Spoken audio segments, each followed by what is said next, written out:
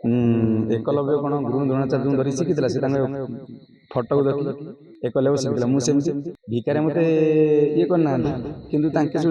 छविटा छाड़ी दी जाइए YouTube YouTube मध्यम शिखी शिखी कर तेणु से द्रोण मैं एकलव्य गाँव में ड्रामा करूँ मैंने जो सब पार्टी पड़े गाँव ड्रामा करे नाम करे भिकारी मत पसंद लगे आस्ते आस्ते मुझे यूट्यूब देखी माने यात्रा आसी टिकेट काटी देखे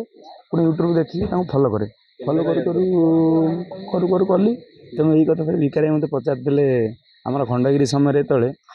सी मत कही कि नाई जड़े माने मीडिया सामने पचारे जे जापन को ना मुझे आपन किसी शिखेनि मुझे एकलव्य कौन गुरु द्रोणाचार्य धरी शिखी से फटो को देखी एकलव्य शिखी मुझे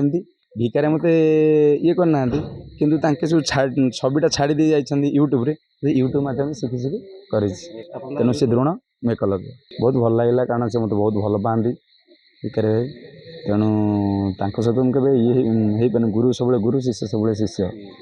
कि भिकारी जो था भल था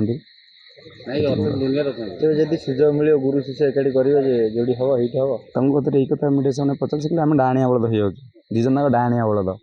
तेणु जदि मालिक मैंने चाहिए मु फादर काउंटी करी रतन टोका काउंटी करी से कही सब गुरु गुरु शिष्य शिष्य से तो समय कह कि गुरु सब गुरु पाद तल मुंड 7 कोटी टना से सब सारी सारी सारे आम कि नुह कौन सारी सब कलार कौन से न सारी कमेडी सब क्षेत्र में सारी गाइबा आरंभ करवा नाचिया सब मतलब जस्ट पाद दे सी 25-26 वर्ष यात्रा क्यारियर कले तेणु तुलना मुझे कौन पाद तल मुंड 7 कोटी टना जापन को आम कौ ना डाक एकलव्य ना डाक ना यूट्यूब शिष्य ना डाक आपड़ जो ना डाकिपर जेकोसी ना फ्री कर दीजिए ओरिजिनल ना डुप्लिकेट ना डाक